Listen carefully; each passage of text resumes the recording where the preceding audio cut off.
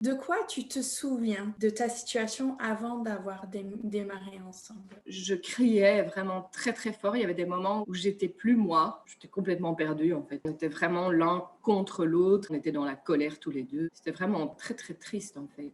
C'était quoi pour toi le problème le plus important? Le gros du souci, c'est que je me rendais compte que ça déconstruisait et j'avais envie que ça construise et je sentais vraiment qu'il perdait confiance en lui. Je lui faisais vraiment mal, en fait. Et qu'est-ce que tu as compris de ce qui causait ce problème? J'ai eu un modèle très mauvais avec beaucoup de colère, beaucoup de haine, aucune discussion. J'avais pas d'autres outils, j'avais pas d'autres moyens. Du coup, qu'est-ce que tu avais essayé pour changer ça? J'ai consulté une psy qui m'a fait travailler certaines choses, mais c'est vrai qu'on n'a pas ouvert cette porte à la compréhension mutuelle, à l'ouverture. Comme je suis séparée, j'en suis arrivée à un point où je me suis dit que j'allais renoncer, j'allais le laisser à son papa. Pourquoi est-ce que tu as choisi de travailler avec moi? Parce que les vidéos que j'ai vues m'ont parlé. J'avais l'impression qu'il y avait des pistes concrètes auxquelles j'avais jamais pensé, qui faisaient appel à de l'empathie. C'était pas uniquement de la rigueur et des contraintes et des punitions, et c'était pas non plus tout laisser faire. Et moi, je pense que c'est exactement ce dont j'avais besoin. Avant de démarrer ensemble, qu'est-ce qui te faisait le plus peur? Bah, de dépenser beaucoup d'argent et que ça ne m'aide pas. Et du coup, quand on a démarré ensemble, les premiers jours, les premières semaines,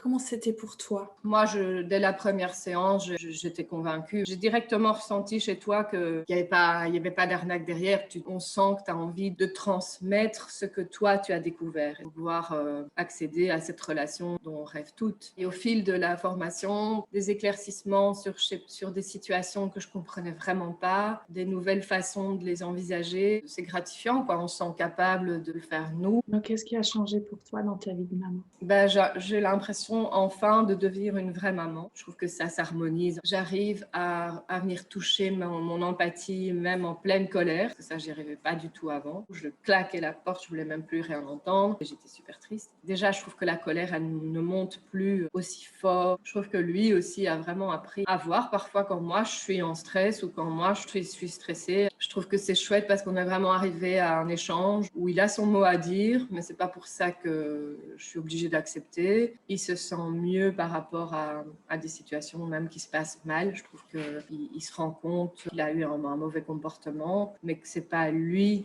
dans son entièreté qui est mauvais. Il apprend aussi à exprimer quelque part ce qu'il a vraiment au fond de lui. Et ça, je trouve que c'est super intéressant pour lui. Du coup, qu'est-ce que ça change dans ton quotidien? Et on partage vraiment des moments de complicité, beaucoup plus, de joie, de jeu. On revient vraiment à de la coopération, il y a de la construction en fait, on reconstruit. Du coup, qu'est-ce que tu en tires de plus important pour toi? Bah d'abord, il y a tout un travail à faire sur nous et puis toutes ces petites pépites qui restent imprimées dans ma tête et ça me donne vraiment cette petite boîte à outils qui fait que je me sens beaucoup plus confiante, quoi.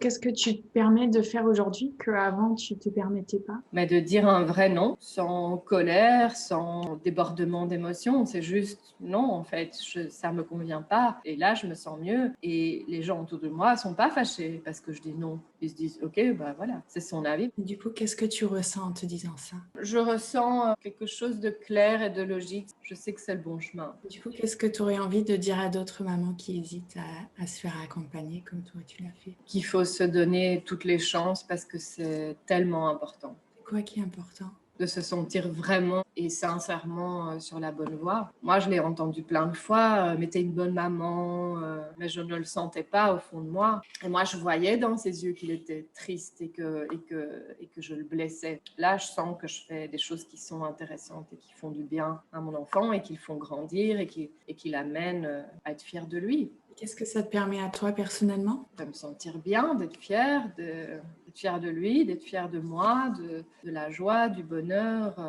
Merci à toi. Et du coup, qu'est-ce que tu ressens à l'intérieur de toi? Beaucoup de bonheur, de joie, de fierté. Et qu'est-ce que tu te dis? Je me dis bravo d'avoir fait la démarche et de prendre le temps d'essayer de comprendre et de faire tout ce travail parce que c'est quand même un travail. Et, voilà, c'est vraiment une remise en question, quoi. Et quand on est dans ce schéma négatif, on a envie de changer, on a envie de retrouver le bon chemin. Et quand on le trouve, on est trop content. Merci Delphine. Avec plaisir.